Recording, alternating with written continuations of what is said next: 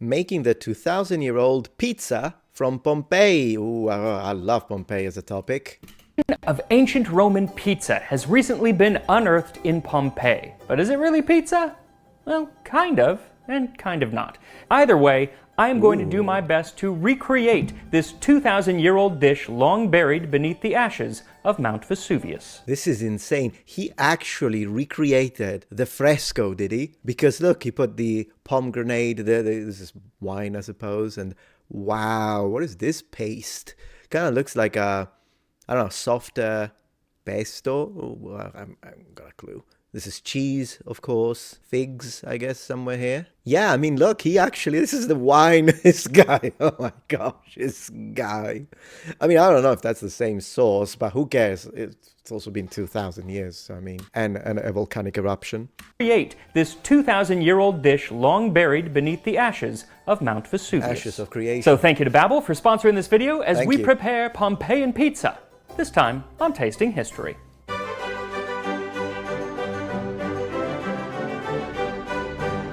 Just make sure you don't burn it, Max. The pizza, not Pompeii. That one.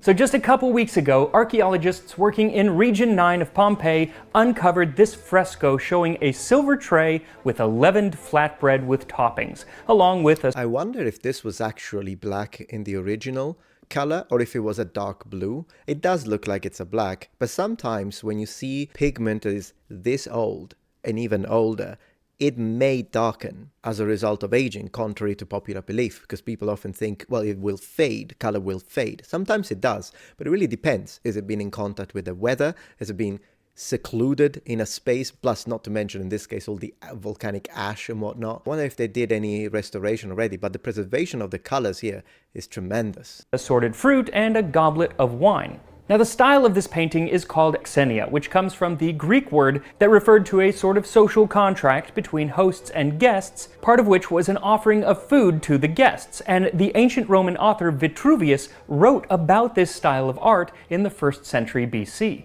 When the Greeks became more luxurious and their circumstances more opulent, they began providing dining rooms, chambers, and storerooms of provisions for their guests. And on the first day, they would invite them to dinner. This is why artists called pictures representing the things which were sent to guests xenia. So even 2,000 years ago... Man, seriously, I mean, the Greeks and the Italians, we have been the same when it comes to hospitality for 2,000 years, haven't we? There was art history. So figuring out exactly what is depicted in this xenia is a little tricky. The archaeologists are fairly certain on some things like the wine, bread, pomegranate, dates, and the fruit of the strawberry tree, or corbezzolo, which is the national tree of Italy, and despite its name has nothing to do with strawberry. Is it? I mean, yeah, I know the word corbezzolo, you pronounce it really well, Max. Is it the national tree of Italy? I had no idea, and I was brought up there. But then there are also some more less obvious things, like these items in front. Some have said that they look like mushrooms, though based on the art style, it's probably more likely that they are some sort of nut, but who really knows? Yeah, it could be. Now, when it comes to the pizza and its toppings, well, it's kind of anyone's guess. Maybe that's cheese? Maybe bits of fruit? What's definitely missing is tomatoes, as those wouldn't even show up in Europe for another 1,500 years. And if there was cheese, it's very unlikely that it was anything like today's mozzarella, so while it may have some of the hallmarks of a pizza, I don't think it's going to be available for delivery anytime soon. Now, some scholars have suggested that one of the ingredients that probably is on this bread is sort of pizza-like, insofar as it is a kind of spreadable cheese, and that was called moretum. Moretum, that's what that was.